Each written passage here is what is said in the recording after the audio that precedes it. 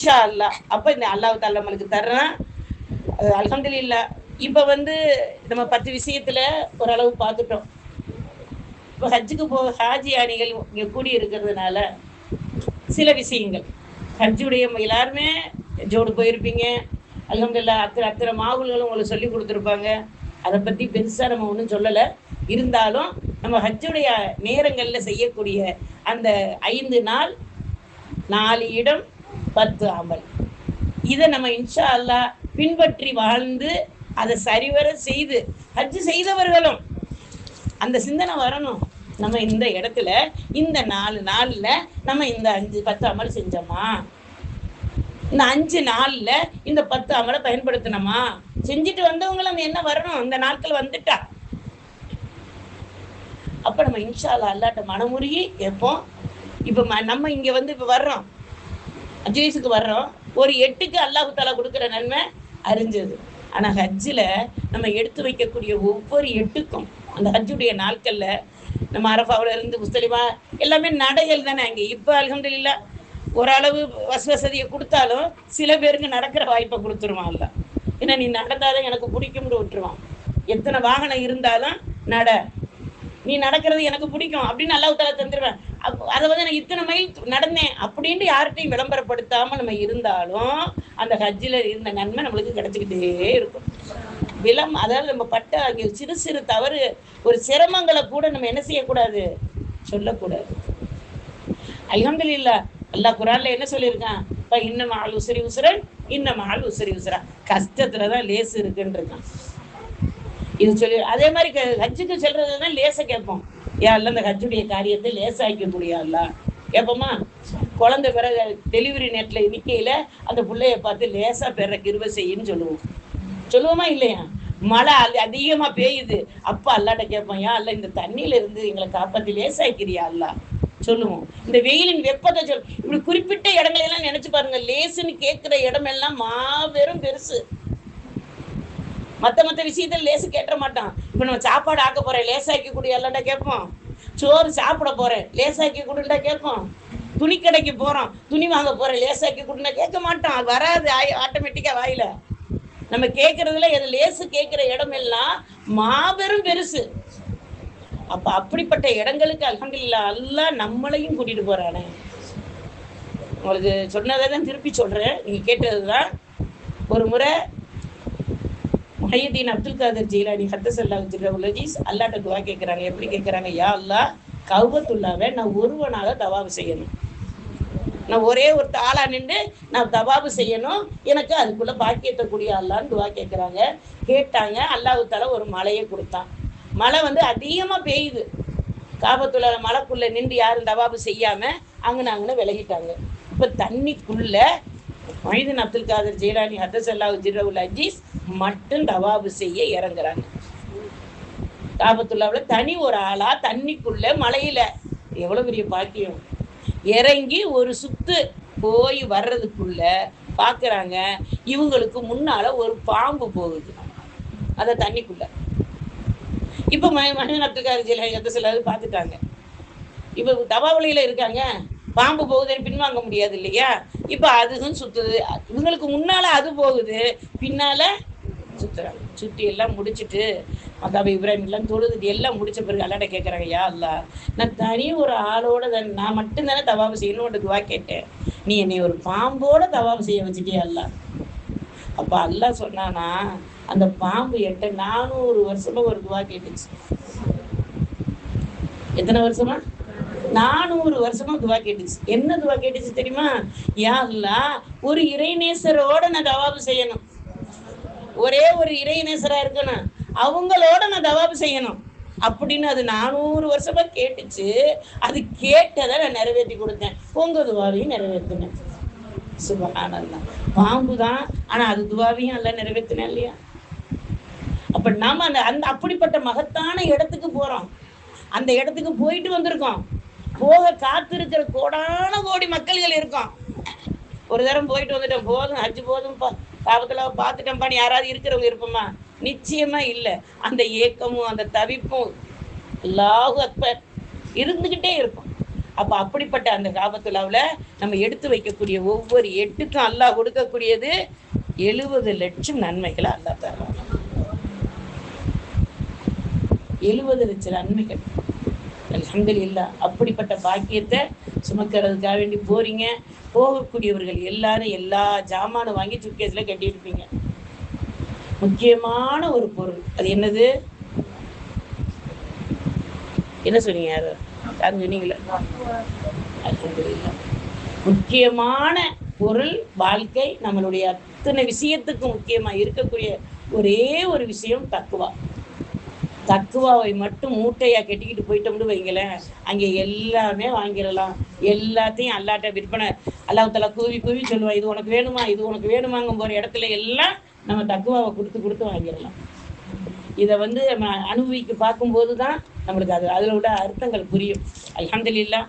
நம்ம ஹஜ்ஜுக்கு போகிறோம், போயிட்டு சொல்லுவோம், இப்படி இருந்துச்சு தெரியுமா, எவ்வளோ கூட்டம் தெரியுமா, சாப்பாடு நல்லாவே இல்லை, ஆனால் நல்லா இருந்துச்சு தெரியுமா.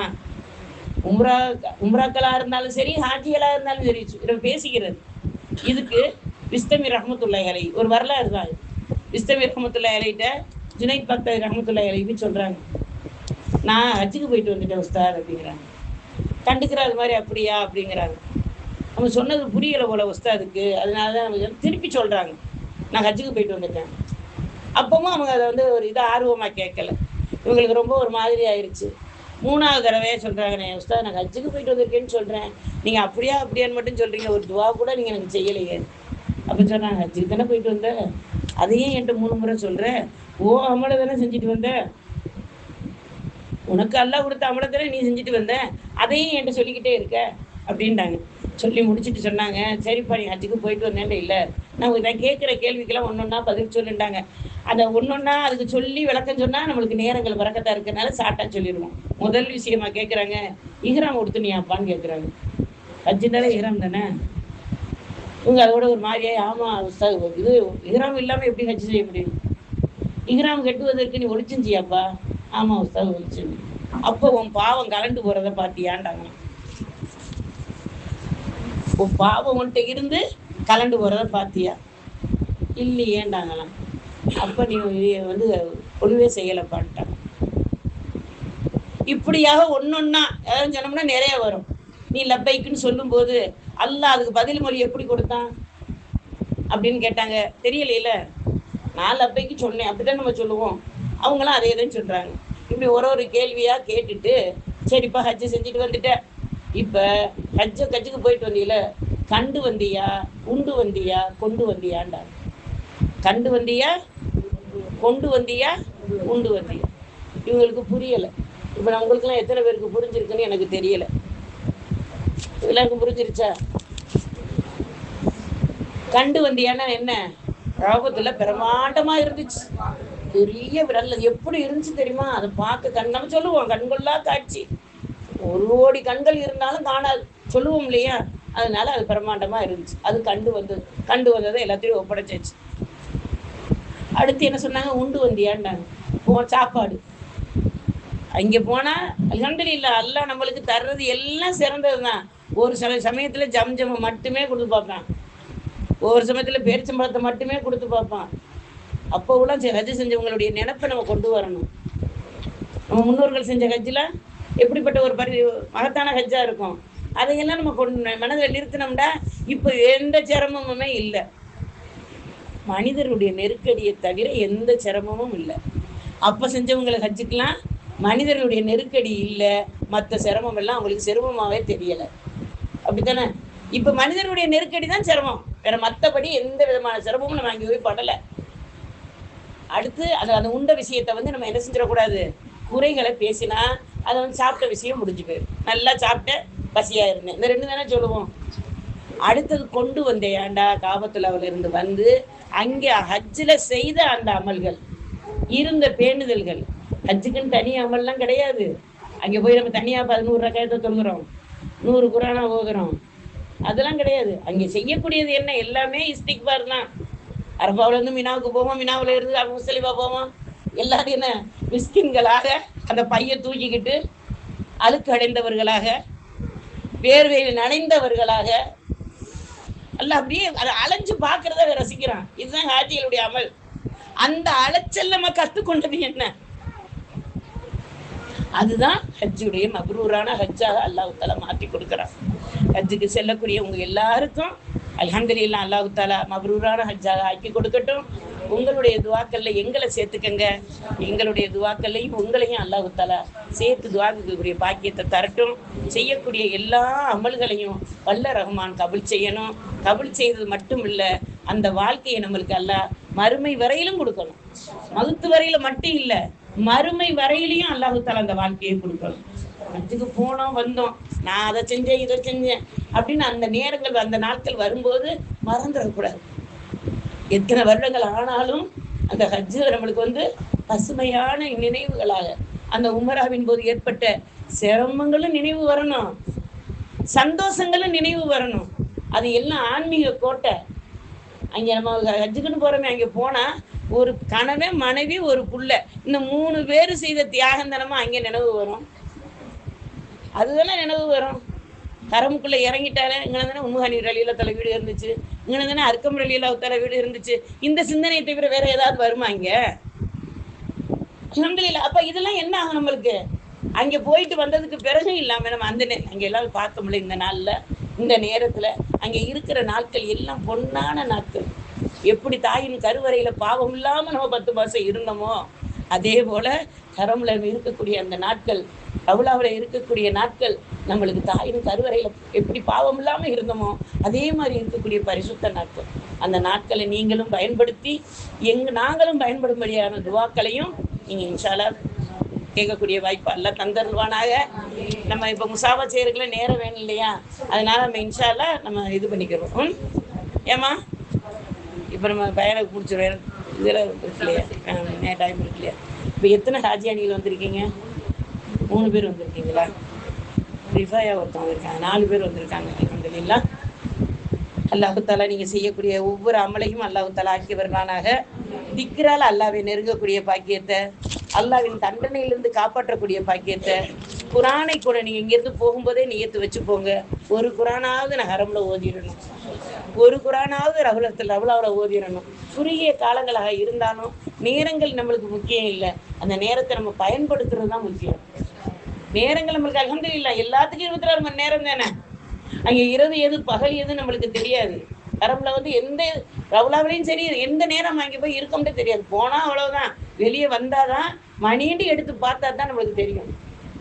அப்போ அப்படிப்பட்ட அந்த நேரத்தில் இன்ஷா அல்லாஹ் குரானை அதிகமாக சலவாத்துக்களை போகும்போதே நம்ம இன்ஷா அல்லாஹ் என்ன செய்யுங்க, ரசூல் ஸல்லல்லாஹு அலைஹி வஸல்லத்துடைய அன்பளிப்பாக சலவாத்துக்களை அள்ளிக்கிட்டு போகிறது மாதிரி பார்த்துக்குங்க. அந்த சலவாத்துக்களோட எங்களையும்